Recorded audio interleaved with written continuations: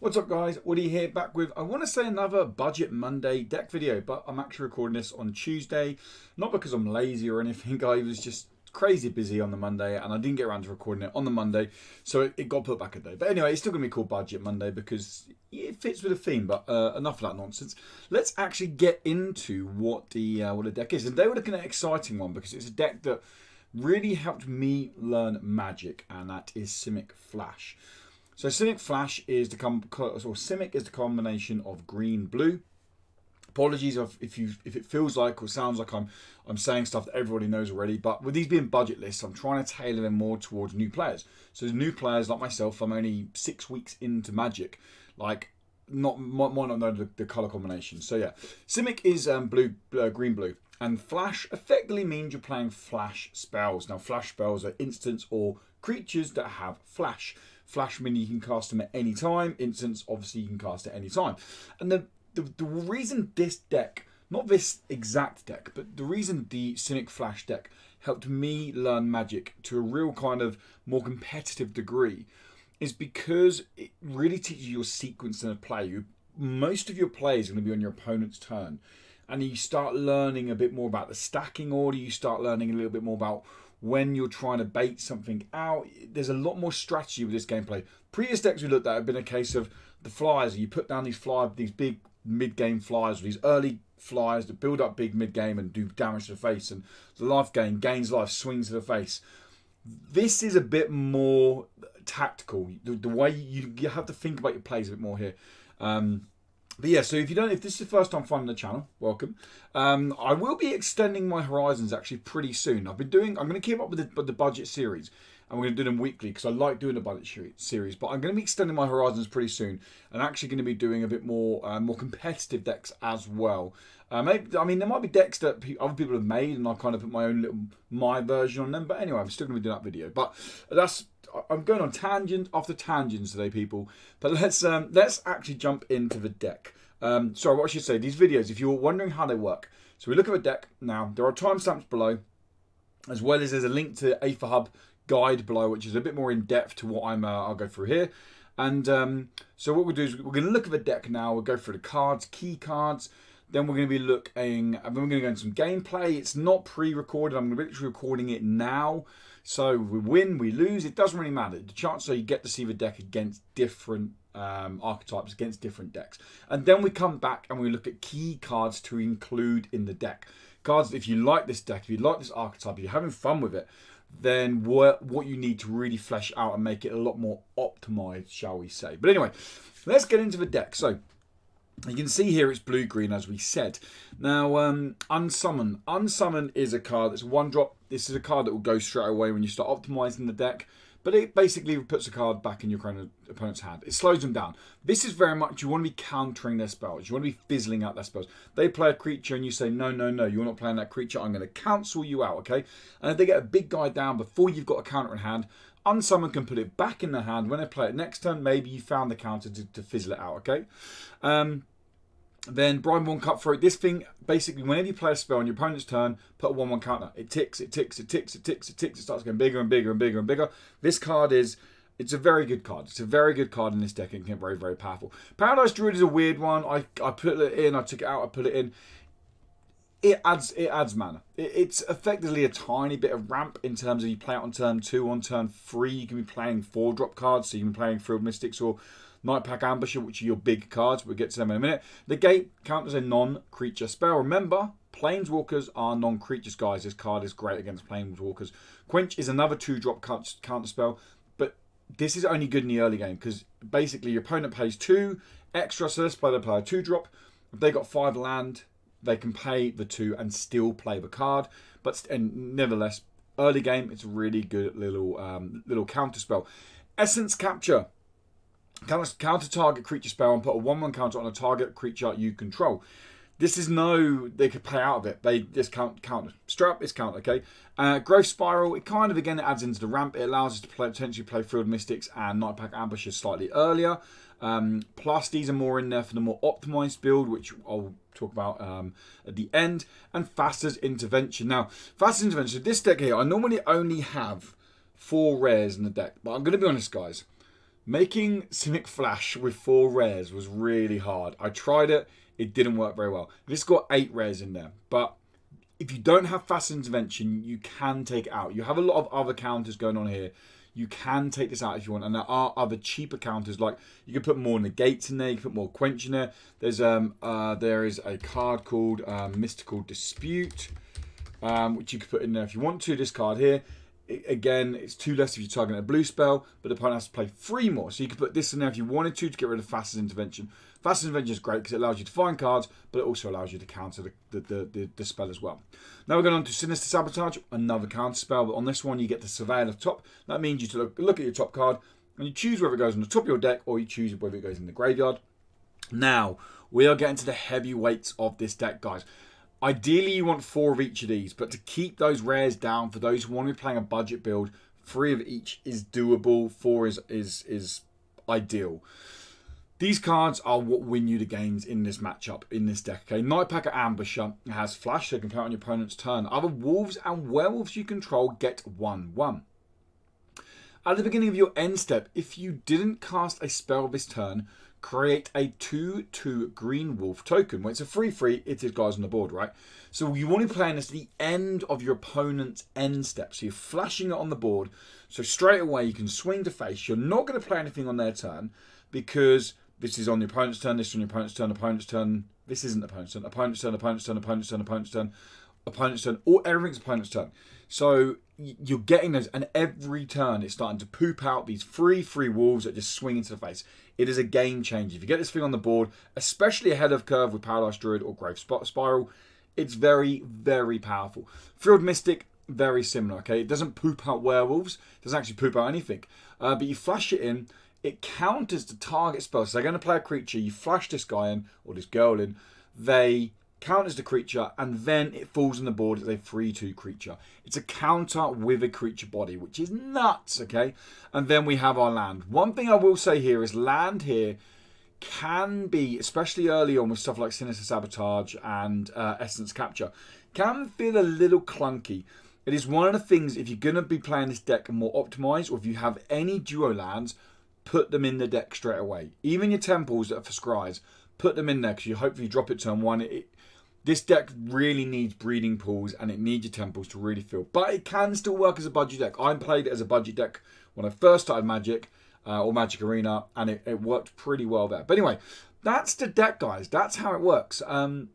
It is a complex deck to play, but we're going to jump over now and we're going to see some gameplay in action. And hopefully you get an idea of how the deck runs. And it's definitely one I want you to try out because it can really piss your opponents off. And if anyone watches my streams, they'll know I like playing some more control-y decks and really pissing opponents off. But anyway, let's jump into some gameplay. Okay, Ebon Evil is our first opponent, peeps. So we've got a good land here. We can get Cutthroat out early. We've got an early counter spell. This is actually going to keep this. This will be bad if we end up filing ourselves out with land going forward. We're off the draw. This is pretty good. We have 2 blues, we have 2 green. We've got the perfect amount 4. Means if we do pull into a Nightpack Ambusher or a Field Mystic, we can start getting them out on curve because we have the land. And we can get this guy out early. Yeah, I'm going to keep this. We are going to keep this hand. All right, let's see what they are playing. So this matchup does struggle a little, or can struggle a little bit, with aggro matchups. Because they can play under you. They can be very quick. It's quite slow. Obviously, you can start countering their spells, but they start getting stuff on the board. It can be quite dangerous because there's not tons of stuff. Unless you pull into stuff like unsummons to bump the cards back. So this is what we didn't want. We're now just finding land after land after land, which is really what we don't want, right? Yeah, so we're going to flash this in on our opponent's turn. So if they're playing white, so they're either playing Orzhov Control or Orzhov Life Game, potentially. So we are going to be able to throw Cutthroat in here. The reason we're playing at the end here is we play it early. We don't want to give them the chance to play anything with a spell that will kill it, basically. So we are now going to flash in our Brineborn Cutthroat. There we go. He's on the board now. They can do something now if they wanted to. There you go. They're going to destroy it. So that's... So you can see instantly now, this is where this deck can become an issue. Purely because we don't have tons of creatures. So you can end up getting very spell-heavy hands here. So we can counter the next spell, and we can actually bump this back to hand. So, yeah, that's one benefit here. The reason, the benefit of having all this land is that we will be able to... There we go. So we're going to bump this back to hand because they've gone to attack. Now, you can quite often find yourself having a big hand advantage against decks, because obviously they're playing cards and you're just going, nope. Oh, they can actually pay 2. Do we want them to pay 2 for it? Do you know what? We're not going to do that. No, because they can pay the 2. That's fine.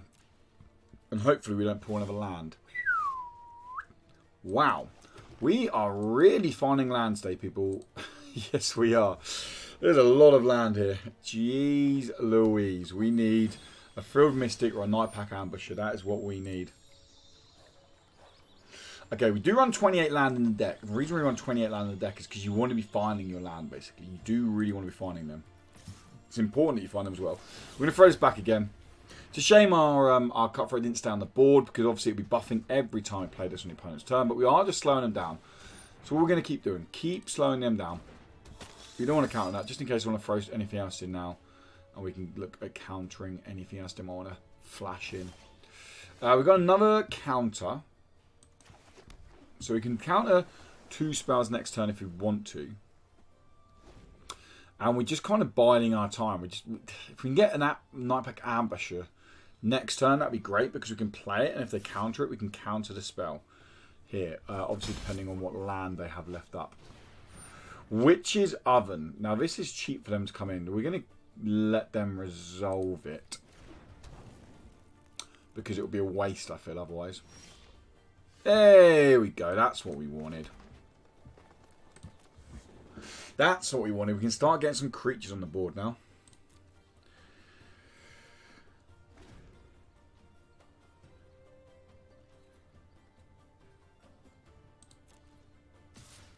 Okay. We let them attack. They might pump it. No, they didn't pump it. Cauldron Familiar, potentially. No, but we're going to counter that. So this isn't a pair cost, it's a straight up counter. You're not coming out on the board now. So this is what this does. You choose take action because you want it to be countered. You don't want it to not be countered. And we got our Night Pack Ambusher off the top as well, guys. We are looking pretty good right now. We're going to swing. There's no point leaving this to block, because I'll just pump this. And what I mean by pump is they'll pay the card on this to go to free mana, pay 3 mana, and it will go get free, and Death Touch. That is not something we want to happen. No.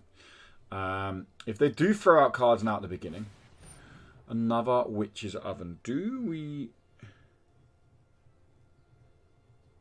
care about the Witch's Oven? I don't think we do, you know. They're going to have 2 Witch's Oven on the board. That's absolutely fine with us. We're going to flash this bad boy in. And if they look to counter it or kill it, we have Quench in hand. Yep, there you go. And we can quench that now. And that also means that this card, because it's an Avenge card, there we go. So we win. Because the Avenge card would go to the discard pile. They wouldn't even get to play it from the exile. That's what can happen. That is, I'll be honest, that's how you win most games with Simic Flash. Through concedes. They go, I can't be dealing with this. We've got that down there. They can have the power on the board. We'll overwhelm them. Bob's your uncle. Okay, next game. Let's get rocking. Stratovirus.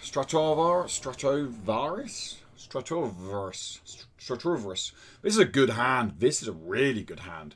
We have ramp, so we can play in this turn. If we find land in the first 3 turns, we're playing these on this on turn 3. That is like really good. We have potential to. We'll have to wait and see what we play. If we're playing something like blue, white, or maybe even like blue or Demir, keeping this or Esper, because if Teferi comes down, this is a great turn 3 counter for Teferi, because we all love Teferi, don't we? So we're going to kick off with blue. The reason we kick off with blue is if we draw into something like the double blue counter, then we have the blue on the board. Okay, so this is a bit more aggressive. So what we can do is we can actually go with our Growth Spiral here. And we pulled the land that we wanted. Oh, we didn't pull the land we wanted because we need another green. Ooh, Ooh, that's concerning. So at the moment, we are not playing these on curve because we need 2 greens. So this is what I was on about with the... Oh, we pulled it off the top. We pulled it off the top, people. That is exactly what I was on about. With the green, with the land. You've got shock land. That's what's wonderful. So this is just first strike, right? Okay, cool. So what we're going to do is wait for them to attack. And... Yep. I'm going to flash this guy in. They're tapped out, so they can't counter it or anything like that. This guy's going to block this dude to kill him. Bang. They can get the life link. That dies, but now we start pooping out. You're going to attack. Yeah, there we go. That's this is what happens. This is what happens. We're up to 5 land. They're on 2 land. We ramped it out. We played Night Pack Ambusher on curve. Bish bash bosh. Let's go on to another one. Okay, hopefully we get a Raining Gashes. Raining Gashes. That could be not very pleasant. Hopefully we get a full match this time, guys. This is another really good curve for us. We have the 2 blues, so Essence Capture can happen turn 2, but we want to be getting Brideborn Cutthroat out. Turn 3 with this. Paradise Druid is a card that we might not actually be playing on curve here, because we'd rather get this out counter, because in the counter with this plus putting token on it means it ends up bumping up to a 4-3 with 1 counter. That's pretty crazy. That's pretty strong. So we're going to keep the 7. We're going to hope that we get a full game. They're playing blue. We have the ramp as well, actually. So we've got to see what they play here. What they play next in terms of land for colour will make us decide potentially what route we take. If we take the slow. Okay, so they're playing potentially Dimir / Esper. There we go. Fort Erasure.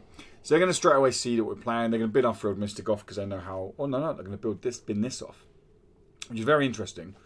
Because it's going to allow us to... If we play this... Growth Spiral. Play this. They have another Fort Erasure in hand. It will be getting rid of Field Mystic. There's a chance they do. There we go. That will be getting rid of Field Mystic. I'd imagine so anyway. Yeah, I was going to say, if they get rid of Paradise Druid, I'll be very confused as to why they took that decision. But we're going to drop the Paradise Druid now anyway. We can't actually play this now. That's the issue, because we don't have the land for it. So, hey-ho. But this is against a Dimir deck, having a hexproof creature. Wow, so everything here was... That's fine. But they don't want it to counter. Okay, that's very interesting that we can just... Wow. Okay, another Paradise Druid it is, guys. We're going to swing. We'll start putting pressure on them. It's not the best.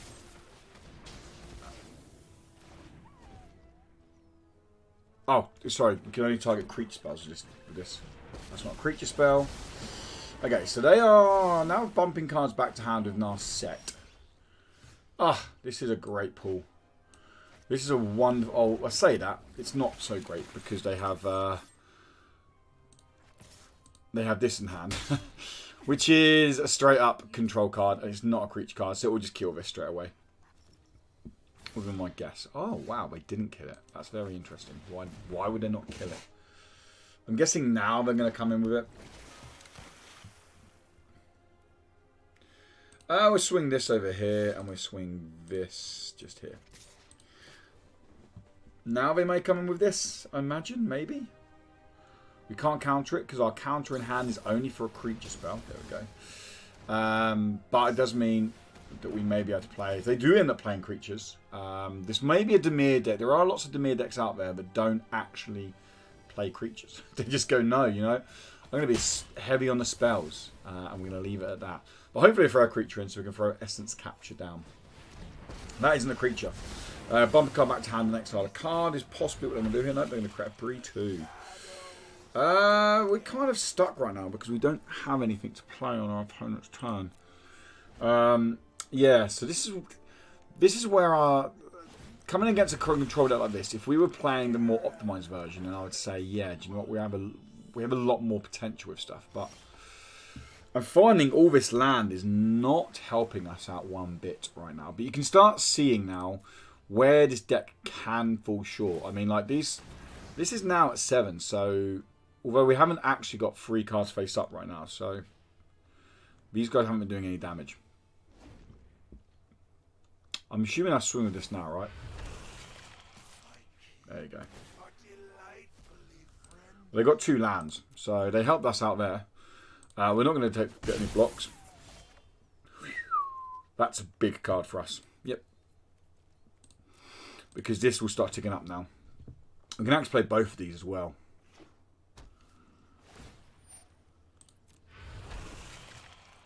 It's not a...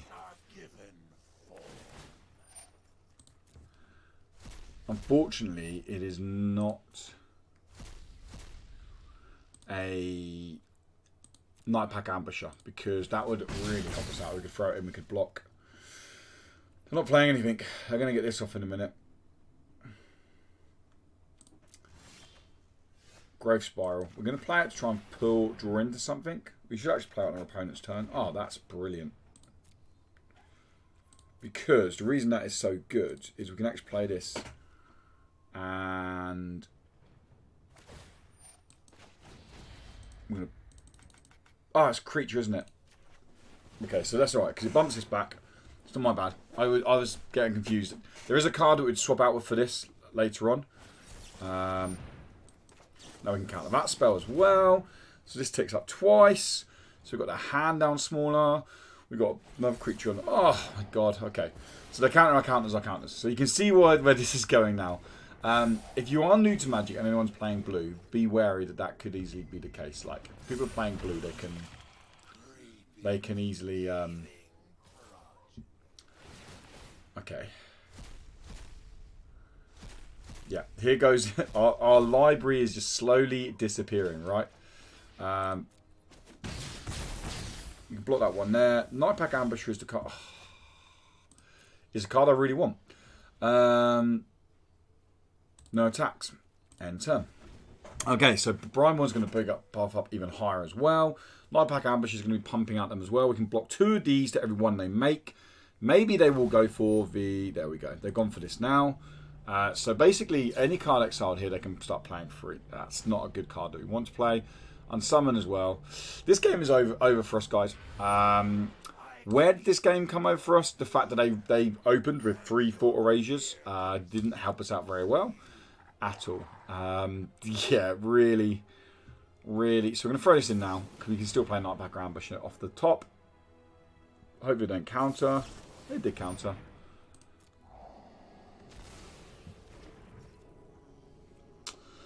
Okay. And let's see what they do here. They're going to swing. Yep. We're going to throw this in. Hopefully they don't counter. Nope, they didn't counter that time. We can block. So you haven't, like, most decks, this card would be fine, right? Because they're playing creatures. This deck doesn't play creatures. So there we go. You can kind of see how nasty this is. But this game's over. This game is over, so we're going to knock it in the bad there. But there you go. That's where this deck can let you, like... So very heavy on the land. The reason I'm playing so many lands is you wouldn't have to play this much in an optimized version, because you could play shock lands, but I mean the duo color lands. But because we're not playing duo color lands here, it can feel... I tried it with... So we're running 28. I tried it with 27 and 26, and I had too many games where I wasn't finding it. So just putting 1 extra land in. But you always get those games, right, where you find too much land there. Didn't help the fact that we're playing a deck that doesn't play creatures, and we had a creature counter spell in our hand. But anyway, let's go into one more. Let's try and finish on a win. Okay, rounding us out is Sacred Monk. Not a bad little name, eh? Sacred Monk. Paradise Druids are actually cards that, now I've played a bit more of them, I mean, I can see why they're in. So in the fully optimized version, I do run them. In this version, I think I might actually potentially take them out the more I'm playing them. This isn't a great hand because we have 1 counter that's 4 costs. So we're going to mulligan and hopefully find some cheaper. So this is better. We don't have counters, but we have ramp. We have this guy as well. We have something to bump back. So we're going to keep 6 here. And we're probably actually going to put back the unsummon. So we want to be playing this on Okay. Cool, so we have the land that we wanted anyway. So we've got Thrill Mystic land going.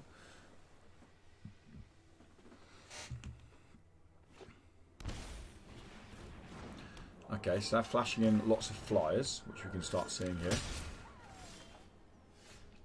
That's a good card to pull. We're going to pull this. I'm going to throw in this guy here. And see if we can start. So next turn we're flashing the blue. We may be able to... Did they pull a land? They did find land. Okay. And they can swing for their 3. Okay, so we're going to play our blue. And we're not actually going to play Growth Spiral now because we have Sinister Sabotage set up. So anything they play, we're going to swing. Because it matches the counters on them. But they're doing 3 damage to us at the moment. We're doing 2 damage to them. Next spell they play, we can counter and we get to Surveil as well. And then we're going to start ticking up our Brineborn Cutthroat. So if they don't play a creature, we'll just play Growth Spiral. Okay. And let's see what they're going with. They are going with this. So we're going to counter this straight away. Leaves them with 1 land tapped up. So chances are they don't play another spell. They're going to flash this guy in. That's absolutely fine. This guy's ticking up. We're going to keep that, obviously, for many obvious reasons.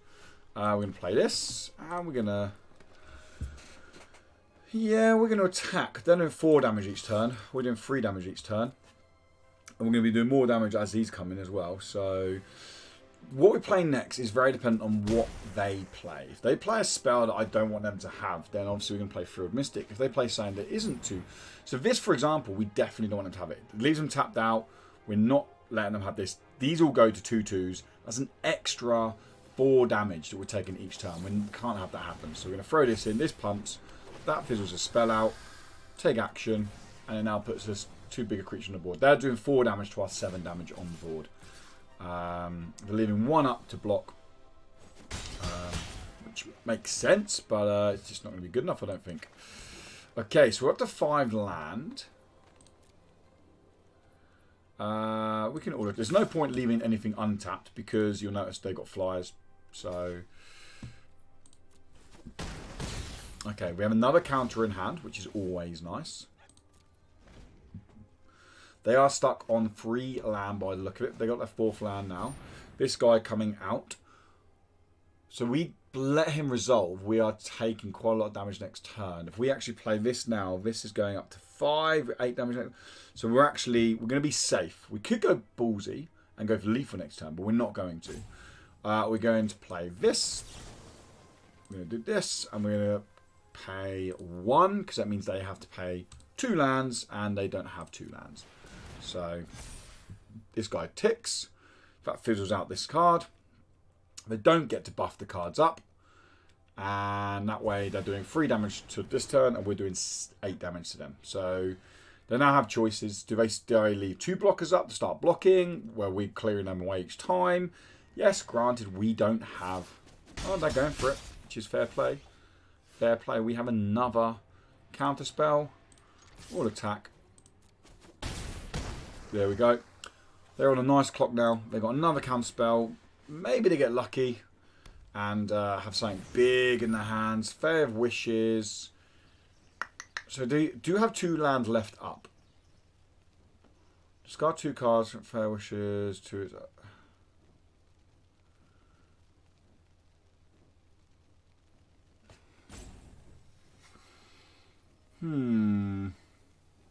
We are going to counter that. Pay 2, and that means they have to pay 4. Then they can flash another card in, but this now is that we now have obviously lethal on the board. They have 1 card in hand, 2 land up. There we go. So now we're obviously going to all attack. They have to block both. So there we go. We wipe out their boards. They have 1 damage on the board. We can actually play both of these next turn to buff this guy up even bigger. Ooh, they're going to choose to draw a card, but they are pretty much tapped out, right? They just need to throw a token down. That's fine. Yeah, good game, buddy. Good game, my friend. There we go. We'd have played Nightpack Ambusher then anyway. But that was a lot better. You could see how Cutthroat can really build up playing spells on your opponent's turn. And it's a really fun deck to play. It's not fun to play against, and it's really hard to play against, especially in the mirror match, because you're very much trying to bait each other out until you can get something like Nissa on the board, which actually isn't in this build, but it's a card we're going to go look at now. So anyway, guys, we're going to jump back into the deck build now, and I'm going to go through key cards that I think are like vital if you want to upgrade this deck. But yeah, hopefully you enjoyed the gameplay. Let's jump back over to the video and we'll go into it now. Okay, guys, so we are back in the deck builder, and this is an extremely cheap build of the deck. Now, cards that I would potentially take out or look at swapping first off are, you would probably take out you definitely take out the Unsummons. And the reason you take out the Unsummons is because when you have a more optimized version, you'll be playing a Brazen Borrower. Now, this card is extremely good. It has Flash, and it has an instant on the adventure. The instant adventure is return target non-land permanent an opponent controls to its owner's hand. Whereas this here, Unsummon, is just a creature. Sorry, just a creature. This is anything. This can be a planeswalker. It can be an enchantment. It can be an artifact. It can be anything but a land, basically. And then even better, you can flash him in as a 3/1 flyer at the end of your turn to then buff up your Cutthroat and then to do damage as well. So he's a very handy card to put in there. He is a mythic. He's expensive. If you play paper, you'll know that this guy's pretty pricey anyway. So but he's a very good card. Definitely one that goes in there. Take the Unsummons out. I'd probably only run 2 of him. I don't think you need to run any more than 2 of this guy. Take the 2 Unsummons out, and I'd put 2 Brazen Borrowers in if you have them, or if you have any access to Mythic Wildcards, and this is an archetype you want to build into. Next card, guys, probably one of the best cards in Standard, if not the best card in Standard. It's bonkers. It's crazy, right? Nissa, Who Shakes the World. Nissa, Who Shakes the World. So whenever you tap Forest for mana, tap an additional forest. It basically means you only need 1 forest to play for a Mystic. This is on the board, and then your lands turn into creatures. They swing at face. You just do crazy damage. It runs right. This card is I don't say a must in this deck. Initial budget build I had 1 copy of it. Then I realised, you know what, and I was running 2 Nightpack Ambushes. I was like, no, let's run the 3 Nightpack Ambushes. These cards are more staple in this deck than Nissa is. But if you're running green, you've got to ask the question, should I be running Nissa? So putting Nissa in this deck is huge. What would you take out? Well, I'd probably drop down on my Paradise. Me personally, I would take my Paradise Druids out and put Nissa in. I'm not a huge fan of Paradise Druids in this deck. I know a lot of people are. I don't think you need to run Growthspire and Paradise Druid in a Simic Flash deck. We're not looking at ramp crazy. And also, the Growthspire allows you to play on your opponent's turn, which feeds into the synergy of Brineborn Cutthroat. Paradise Druid doesn't so. I'd probably bin off the full Paradise Druid and throw in 4 Nissa. She is a rare, so you have more chance of having wildcards of her than you do of having Brazen Borrower. But even if you've got 2, if you've got 1, put it in the deck. This card is too good to not have in the deck. And it's the first card you want to put in. Before Brazen Borrower, you can keep on summoning for now. Get your Nissas in there first with these guys. And she's nuts. Also, as I said at the beginning, 1 more of these. Like 4 each of these. And then you probably don't need any more Fast Intervention, to be honest. This card here is probably fine at 2 because you have the other ones here. You could probably get rid of Essence Capture because it is a creature spell. And maybe go and build into something like more like Sinister Sabotage or Fast Intervention because it gives you that versatility to actually counter non-creature spells alongside creature spells. But yeah, next card is, well, Field Mystic we know about. The next card that I'm going to mention here is a card that with Nissa can be crazy, and that is Crasset or Hydroid Crassus. I just put one in the deck, and I didn't mean to put one in the deck. There we go. So this guy here is a blue-green land, and then X. So you pay X. Whatever you pay, X is what they come. So you pay 7 land. 2 will go to the base blue-green, and then 5 will go into the creature, and that means you'll come a 5/5. But then when you cast a spell, you gain half of X. So you pay 5, it rounds it down. You'll gain 2 life, and you'll draw 2 cards. You play 6 X, so 8 mana overall. You'll draw 3 cards and gain 3 life. Why this is big is because this is a flying trample creature. Now it isn't a flash, so you might be thinking, why are we playing this when it's gonna stop? It's gonna stop Nightpack Ambusher pumping out wolves. it's not going to build with Brineborn Cutthroat, because this gives you your hand back. It gives you life back. It gives you some sustainability. With stuff like Growth Spiral being able to ramp, with something like potentially Nissa on the board, you can get this out quite easily for a 10, 10, 12, 12 flying trample and draw like anywhere between 4 and 6 cards off this creature. It's super good. I don't think you need any more than 2. It's not a, I have to draw this card to win the game. Nissa is a, I draw this card, I'll probably win the game. You play Nissa ahead of curve off Growth Spiral. You play Nissa turn, you play like Nightpack Ambusher turn 4, and then Nissa turn 5. You just wait for that concede. They will smash that concede button straight away. Hydroid Crassus is a card that when you play it, they won't concede straight away. It's not like an insanely crazy threat because they might have an answer for it. But if it does resolve, the card draw and the life alone are pretty damn good. And it's a card I put in there.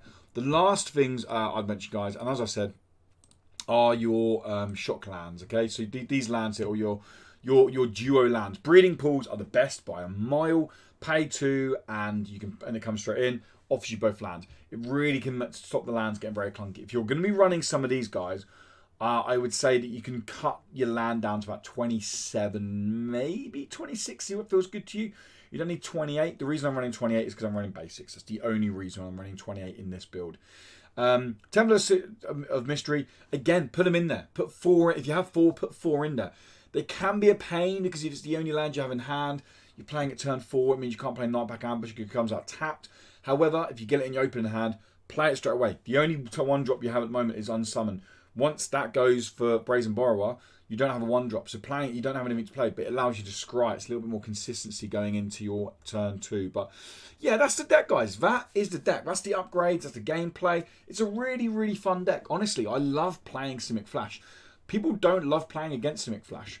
But if you do want to build into it, it's not too of an expensive deck, really. All you need to add is, so obviously you need the 8, or even if you have 6 rare wild cards, or even if you have some of these cards, you can start building into it.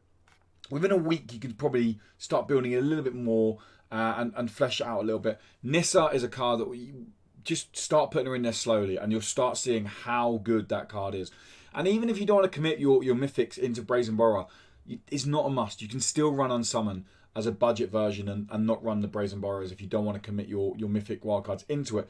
You don't need to run mythics in this deck, guys. This deck, you saw how strong it can be with just the way it is. You start putting Nissas in there, you flesh these out as full play sets. It can be really, really, really good. And I definitely recommend playing if you haven't tried out Simic Flash yet. But anyway, guys, that's going to wrap the video up. Thank you for stopping by. Thank you for checking the video out. Like I said, the deck guide, if you are still here, is in the description below over on Aetherhub. You can rip it straight off there. You can export the deck, and you can go and play it, because that's what I recommend you do. But yeah, I'm going to try and do. Well, I do these videos every week. So if you do like the video, guys, make sure you give it a little like, because it makes me happy. It makes me go, yeah, do you know what? People like this content. I'm new to the Magic Gathering community. I've now played it enough to start having a real solid understanding of the game. I've got a big getting started guide in Magic the Gathering Arena coming out this week. So if you're new to it, then definitely check that out. It's a bit of a beastie video, but it really goes into everything a new player should understand going into the game. And then I'm going to start going into my new to MTGA series, where I'm going to be going on different crafting options, different strategies, understanding the game at different levels, and all that jazz. But anyway, guys, thank you so much for being here. Make sure you subscribe if you want to keep up to date with more Magic the Gathering Arena content. But until next time, have a great day, morning, evening, whatever it is, wherever the hell you guys are. And until next time, goodbye.